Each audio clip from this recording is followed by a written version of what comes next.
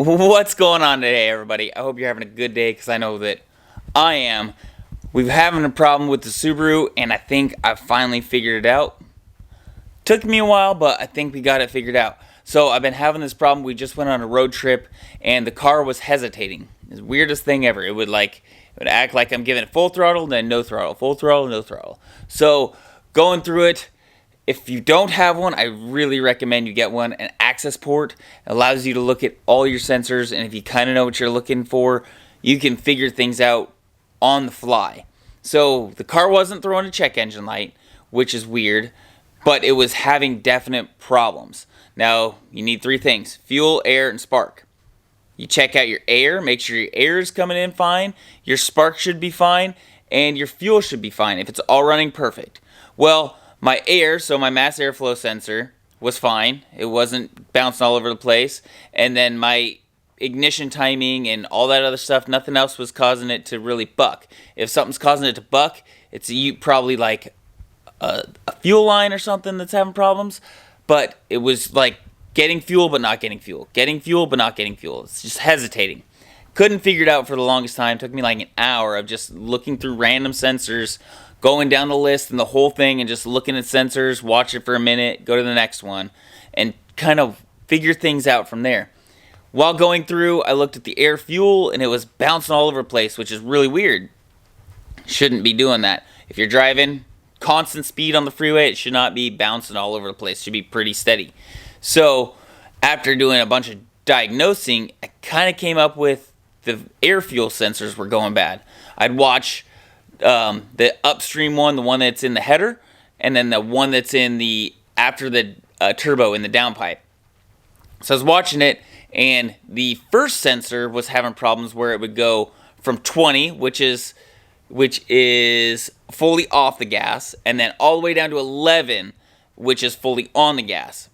But I wasn't modulating the throttle at all. I was just sitting there constant, cruising at 70 miles an hour. And it would just act like I was hitting the gas and getting off the gas. Well, lo and behold, finally get a check engine light for it, and it's the O2 sensor.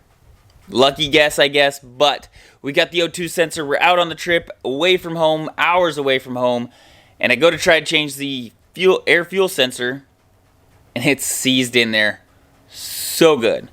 I managed to not only ruin the heat shield thing that's on it, there's like a little washer heat shield, thoroughly destroyed that. I went to go and remove the oxygen sensor with the O'Reilly's O2 sensor remover tool.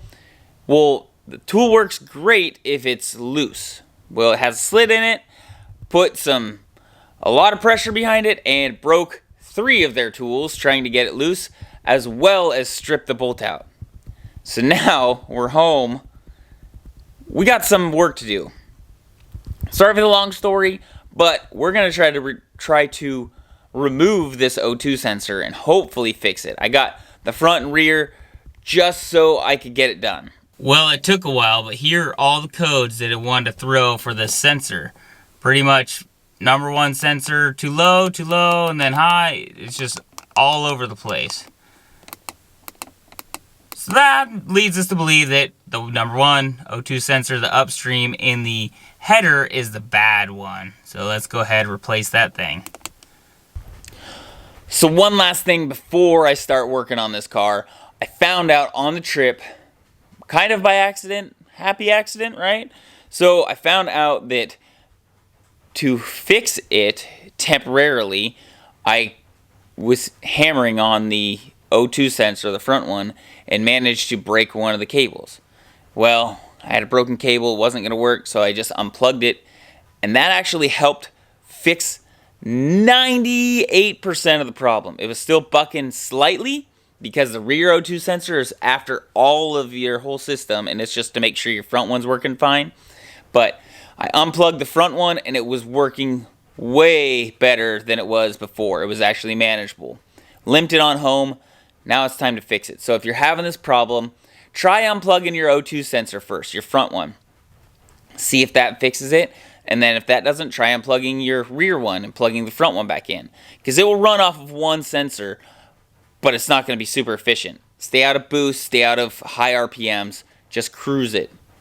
But it is a good way to get yourself limped home and not have to deal with the surging of the car.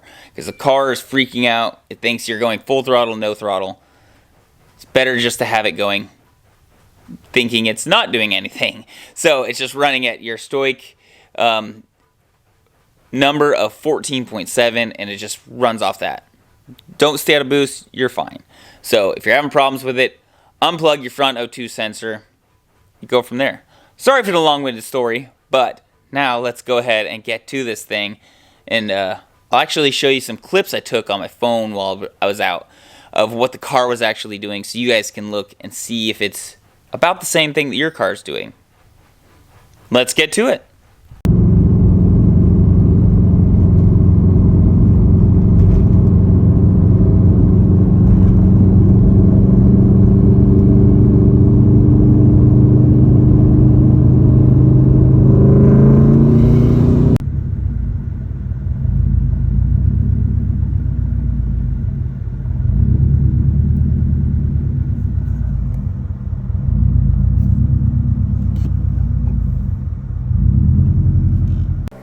So before we get going too crazy on this, my O2 sensor lead is right here. The other side's pulled up here, so I could drive with it pulled up kind of out of the way. And the ABS actually makes a great place to hold this, but it goes all the way down to our O2 sensor, and you're probably not going to be able to see it from this angle, but it goes all the way down to our O2 sensor. It's unplugged, nothing attached. If we go down underneath, we can see the carnage that we have on it. So now the proof is in the pudding. Let's go ahead, hop in the car, and we'll actually start it and show you. With the O2 sensor off, disconnected, broken, whatever, the car will actually start and idle. It isn't the most efficient. Definitely the gas mileage wasn't there. I dropped like 4 miles a gallon. But it does start, and it is a way to get home if you absolutely need to, like I did. I could not get my O2 sensor out. Still runs, drives, with just the rear O2 sensor attached. So if we go ahead and turn the keys on, let's see if finally the access port wants to turn on. But you can see the coolant temp, 63, we haven't been running it. And then our O2 sensor on the first bank is at a 14.7. Now that's perfect stoichiometric burning, so it's a perfect level. It burns the perfect amount of oxygen to fuel.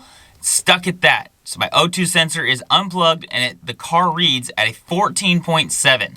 Now we'll go ahead and start this thing up for a sec, and we'll see.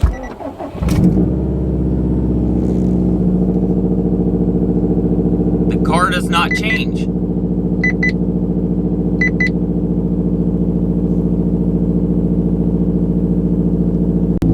Now here we've got our fuel sensor. So this is the rear AFR sensor, and this is the front AFR sensor. You can see that we've gone from 0.9 to 0.0. If we give it a quick blip, the fuel sensor actually, or the oxygen fuel sensor actually goes down and up like it's supposed to. So that means that only the first one is having problems.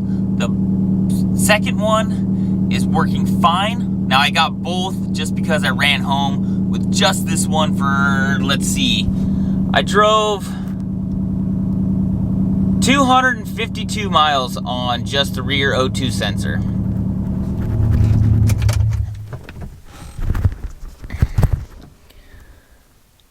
Now, while that's probably not the worst thing for it to do, the O2 sensor's meant to be in the environment that it's in. It was running rich the whole time. The cat is probably the one that's going to suffer the most out of all this, the catalytic converter. But I've got both of them. I've paid for them. I have them. If the front one's that rusty, the rear one's probably that rusty. So if I'm going to fight it, I might as well fight it all right now. Make sure to put anti-seize on it, so we don't have this problem again in the future. Because the first one, I did not do these ones. So the first, whoever, maybe it's factory ones, I don't know. It looks pretty factory. But they're seized in there very, very well. So let's go ahead and try to get these things out and fix this car. So you can definitely see I put a hurting on this O2 sensor trying to get it out. This ring is supposed to be folded up, as well as this is not supposed to be that shiny and rounded off. So we're going to go ahead and try to get this thing out of here. There's not a lot of room for much activities. So we'll see what we can do to get this thing out of here. We were probably going to put a lot of heat to this, get this hopefully worked out. Been spraying it with WD-40 to get it in there and work between these threads. But we'll see how easy this thing comes out. Probably going to take this tire off, give you a little better access. So we've got our two O2 sensors. We've got our downstream one and our upstream one. Now these are Denso ones. And here's the two part numbers. This is the downstream. This is the upstream number. And do not forget anti-seize. This is for spark plugs. It'll work just fine. Well, that is a glorious sight right there. Sorry I didn't really show much, but that's pretty much the carnage. Had to go ahead and cut it off. You're gonna cut the very tip right there. Cables cuts really easy. I was trying to cut right here. It's pretty solid cut. This is coming out, it's broken, no use in saving it, so cutting it we go. You can see how much trouble I was having out in the road without any of my tools. But we managed to get a 22 on there with the big impact coming through the hole right here and able to just slowly work it out. Work it in, work it out, work it in, work it out. But I had to cut it off to get enough clearance just to get my socket on there. And luckily there was enough to actually bite and hold that thing in there. Now that we're done with that, we can get rid of this junk and put the new one in with some anti-seize. So let's go ahead and run that up in there. Already gone through with a brush, cleaned it out, got it all cleaned out with some brake parts cleaner. Thread should be all fine. Now let's go ahead and put the new one in. Well, look at that. It already came with some anti-seize, and it has anti-seize, and it already has some anti-seize on it.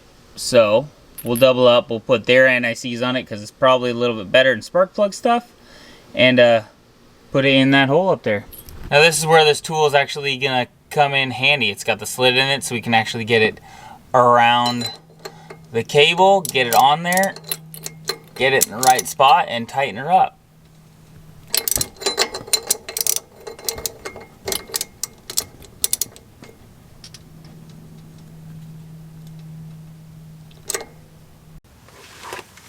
So I'm kind of lucking out with the back one because the downpipe, the aftermarket one, is a titanium exhaust.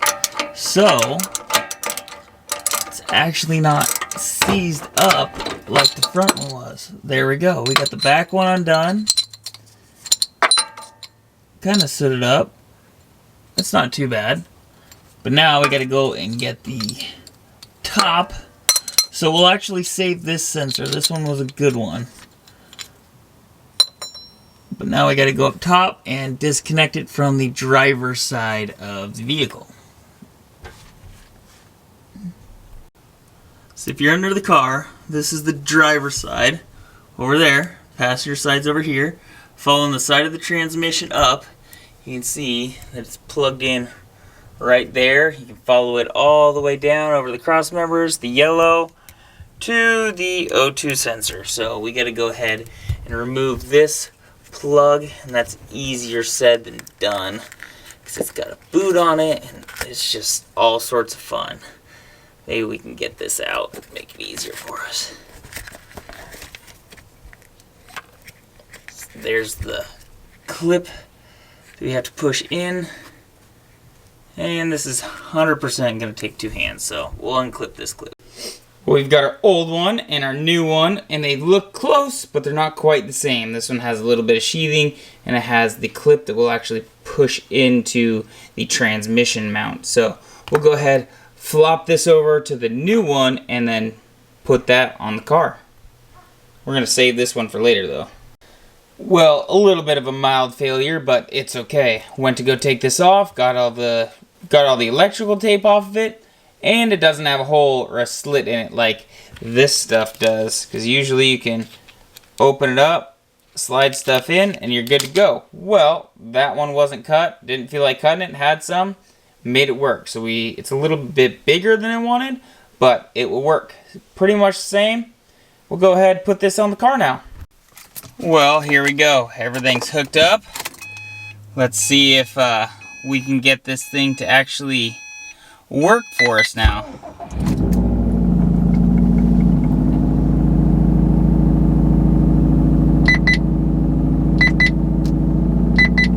Well, so far so good. It's idling fine. We'll wait for that guy to boot up.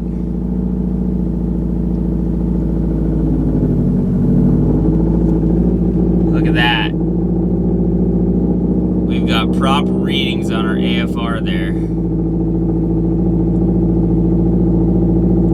Now we gotta do a relearn. So probably with the new sensors, I'm gonna go in. The code is still there, it looks like.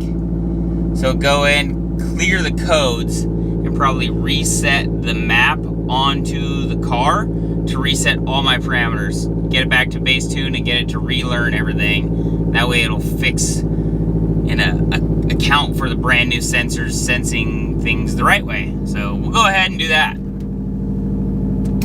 First things first, turn this loud thing off.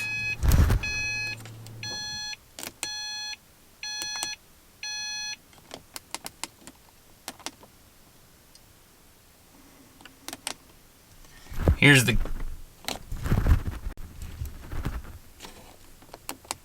So here we go, we can reset learned.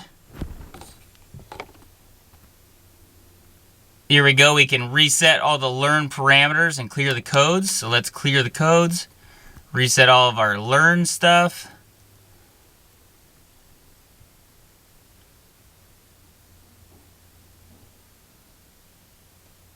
ECU has been reflashed. Perfect.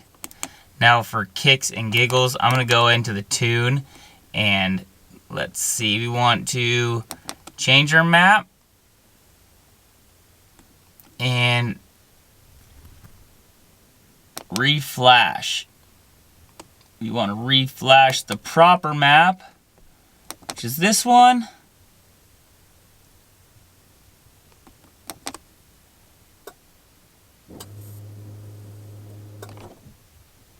Turn it off and leave it off.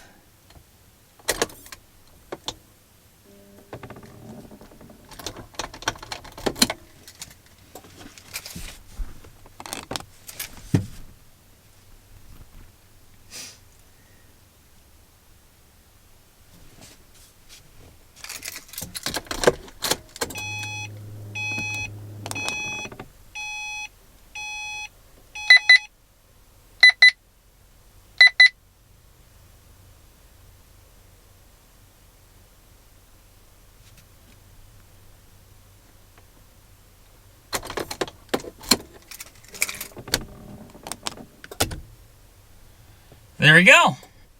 Now, while we're waiting for this map to clear or wait our 15 seconds, I'm going to end the video right here. You take it easy, everyone. Hopefully you learned something. If you're having troubles with your O2 sensor and you're out away from everything, just unplug it. It'll drive home. Just stay out of boost. Keep it under control, and you'll be fine. I managed to go 252 miles. Not ideal, I know, but I had to. It had to get done. So we got it done. We are back home, got it fixed, got everything dialed in the way that it should be. All new sensors, and it should be working great now. Everything's cleared, and our map's gonna relearn itself. So I'm gonna go ahead and get out of here. You enjoy your day. I'm gonna enjoy mine. Now this thing's fixed, so I'm definitely gonna enjoy my day. And take it easy, everyone. Peace. We'll see you in the next one. We'll see what breaks next. Sweet, that fixed it. No check engine lights. Everything's on. I can change my mode still to whatever I need to. And everything looks to be pretty stable as far as running. So that's cool. Now it's got to learn some stuff, so we'll go take it for a quick drive.